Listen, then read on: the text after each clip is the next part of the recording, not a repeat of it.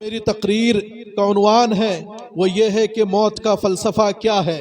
عزیزان ملت اسلامیہ، یہ موت جو اللہ کا عظیم اور اٹل فیصلہ ہے کہ جو موت کسی پر رحم نہیں کھاتی، جو موت کسی کے سامنے بے بس نہیں ہوتی، بلکہ بڑے بڑے جبابرہ اور بڑے بڑے بادشاہ اور نمرودی طاقت کو اس موت نے اسی شہر خاموشہ میں لا بٹھایا ہے۔ عزیزان ملت اسلامیہ، کچھ نے کہا کہ موت بہت بے رحم ہے، کہ موت غریب پر رحم نہیں کرتی، موت فقیر پر رحم نہیں کرتی، موت بیوہ پر عورت پر رحم نہیں کرتی کہ اس کو بیوہ بنا دیتی ہے، ایک چھوٹے بچے پر موت رحم نہیں کرتی، اس کو یتیم بنا دیتی ہے۔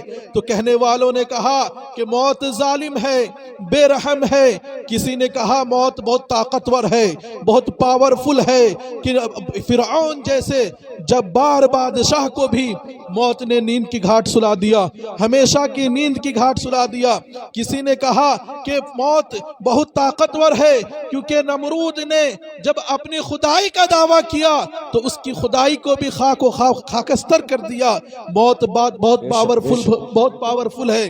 لیکن عزیزان ملت اسلامیہ، آئیے عاشق رسول سے پوچھتے ہیں کہ موت کا فلسفہ کیا ہے۔ حضرت بلال ابن رباح ہے، حضرت بلال جو نبی کریم صلی اللہ علیہ وسلم کے مؤذن تھے، ان سے جب ان کی موت کا وقت آتا ہے اور ان کے گھر والے رونا دھونا شروع کر دیتے ہیں، ان کے بیوی بچے ان پر رونے لگتے ہیں کہ ان کی وفات ہو جائے گی، تو حضرت بلال اپنے گھر والوں سے کہتے ہیں، اپنی بیوی سے کہتے ہیں، بل قولی وا فرحا انی لالقى الاحبۃ محمدا وصحبہ، کہ اے میری بیوی، اے میرے بچوں، تم مجھ پر رو رہے ہو کیونکہ مجھے موت آئے گی۔ یاد رکھو، یہ موت آئے گی، تم رو رہے ہو، تم غمگین ہو رہے ہو، مجھے تو خوشی ہو رہی ہے کیونکہ کل میں اپنے نبی سے ملنے والا ہوں، کیونکہ میں صحابہ سے ملنے والا ہوں۔ عزیزان ملت اسلامیہ، یہ ہے صحابہ کی محبت اور ان کا عشق،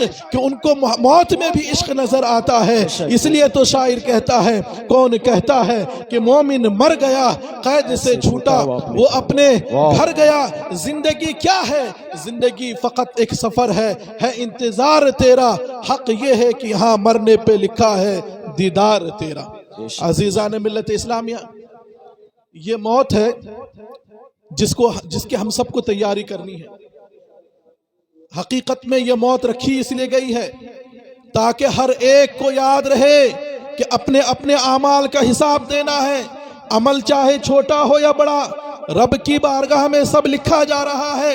آپ اچھا کریں گے اس کا بھی اجر پائیں گے، برا کریں گے اس کی سزا پائیں گے۔ اللہ کے یہاں ہر چیز لکھی جا رہی ہے۔ خدا کا فرمان ہے، فَمَنْ يَعْمَلْ مِثْقَالَ ذَرَّةٍ خَيْرًا يَرَهُ وَمَنْ يَعْمَلْ مِثْقَالَ ذَرَّةٍ شَرًّا يَرَهُ۔ اگر ایک ذرہ برابر بھی اچھائی یا بھلائی کرو گے، خدا کے یہاں اس کا حساب پاؤ گے۔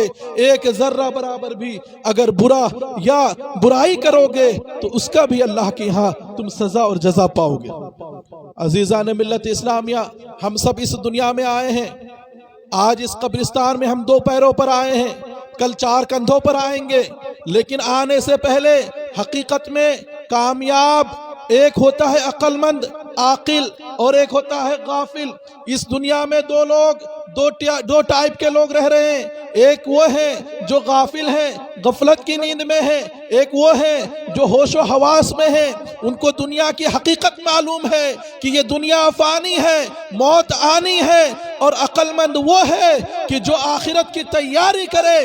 عزیزان ملت اسلامیہ، اس دنیا میں اگر رہ رہے ہیں تو دنیا میں غافل وہ ہے جو دنیا کے لیے جی رہا ہے، اس کے پاس مال آتا ہے غرور ہو جاتا ہے، اولاد ہوتی ہے غرور و گھمنڈ میں چور ہو جاتا ہے۔ عزیزان ملت اسلامیہ، وہ شخص دنیا کے لیے جی رہا ہے جو اپنے عزیز و اقارب اور رشتہ دار ماں باپ کی خدمت نہیں کرتے، برائیاں کرتے ہیں، وہ دنیا کے لیے جی رہے ہیں۔ لیکن کچھ لوگ وہ ہیں جو دنیا میں جی رہے ہیں، جن کا مقصد دنیا میں رہنا نہیں، جن کا مقصد حقیقت میں دنیا میں رہ کر کے آخرت کی تیاری کرنا مقصد ہوتا ہے، جن کا مقصد یہ ہوتا ہے کہ ہم یہ دنیا میں صرف اور صرف اگر ہیں تو آخرت کی تیاری کے لیے ہے، یہ دنیا تو صرف امتحان گاہ ہے، حقیقت میں رزلٹ تو آخرت میں نکلنا ہے۔ حضرت سعد ابن ابی وقاص رضی اللہ تعالی عنہ کہ جب ان کے وفات کا وقت قریب ہوا، لوگ رونے لگے، حضرت سعد ابن ابی وقاص بھی رونے لگے۔ لوگوں نے سوچا کہ شاید موت سے گھبرا گئے، موت سے ڈر گئے۔ حضرت سعد ابن ابی وقاص نے کہا یہ مت سوچنا کہ میں موت سے ڈر رہا ہوں، موت کی وجہ سے رو رہا ہوں، بلکہ میں اس لیے رو رہا ہوں کہ موت قریب آ چکی ہے، موت میرے سر پر ہے، لیکن آخرت کی تیاری نہیں ہوئی ہے، آخرت کے لیے اعمال نہیں ہے۔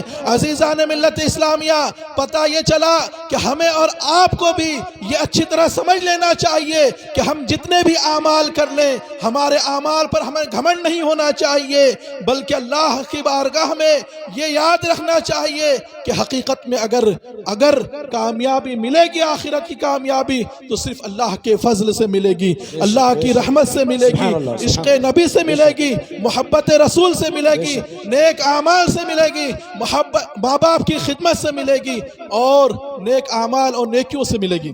عزیزان ملت اسلامیہ،